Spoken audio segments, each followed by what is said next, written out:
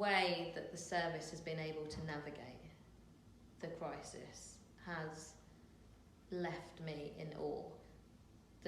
What I see in the people that we work with every day, and their passion and their dedication in the face of the adversity and the overwhelming tiredness and all of the anxiety that we have going on in our own worlds, and for some of our colleagues just the mass redeployment to help the COVID effort. Admin staff, clinical staff, receptionists, all the stuff you're doing on hot hubs and rushing in to help the system, not just us, but actually that altruism as well for the system, I thought was hugely impressive. The ability to not only carry on doing what we were doing before, as best we could, but to make service improvements in that time has just been staggering, like totally staggering.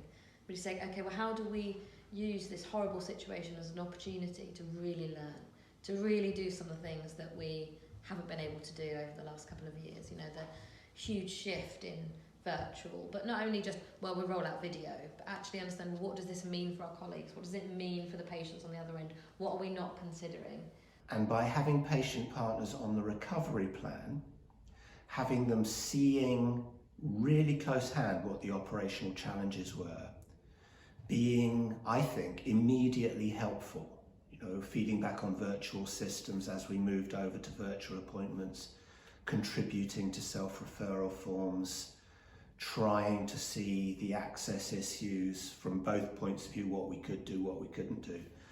It's almost cleared the way for me to see what's needed in order to bring these two sets of people together and these two agendas together. It's never been far away, but I think by patient partners being really close to the crisis has brought a sharpness and a clarity, and something has shifted in the relationships, which I think is great.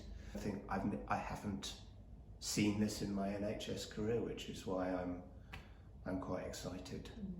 It's that amazing energy, and I wonder if through COVID we have learned, well, I think I've learned of the value, the massive value of feeling like you have a strong purpose. And in this organisation, whether you are answering the phone or cleaning the touch points or redesigning the service or whatever you're doing, I think the people here feel so pleased to have that purpose, to actually be doing something that they think is positive for people and for the system. And I certainly think I value that more now than I did before. I think one of the things that's really important in going forward is that robust sense of a community service, hold the whole pathway, so that we can really make sure that we're understanding what patients need. I think we're more and more assured of a rounded sense of quality, which it's been noticeable that the outcomes work is not what would traditionally have been called clinically centred outcomes or clinical outcomes, but they've been imbued with what matters to patients from the very beginning, and the stakeholder work that was done on these I statements, through to the appointment of a patient director, through to Chloe's work, through how that's imbued everything. And she built on some of the work bringing the evidence base together with that, what we now call the personalisation agenda, and I think that marriage of the two, that crucial role, was really important as well. And it's amazing that she's been doing that work for about 5 years, and that has put us massively at the forefront of the whole personalised care agenda, which is one of the really important strands of work of the ICS. So, you know, we're sort of front runners leading the way and showing people how we've managed to put in place some of the things that we've done.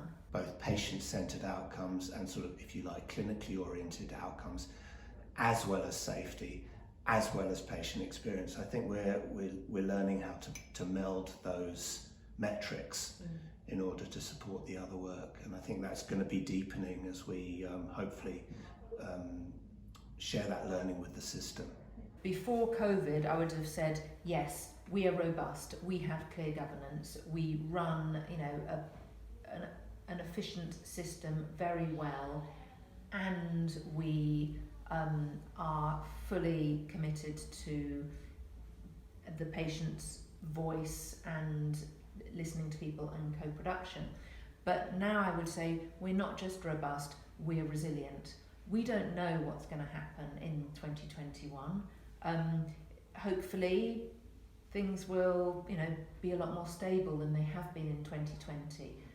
But I think what we've demonstrated in 2020 is that we have been able to adapt and sort of work with the moving goalposts, and that's because we have very strong values underpinning what we do. We are safe and deliver a high quality service which staff enjoy working in and patients enjoy being served by, and that all being knitted together by a really strong value set that has been generated from both the people we serve and the people we serve alongside.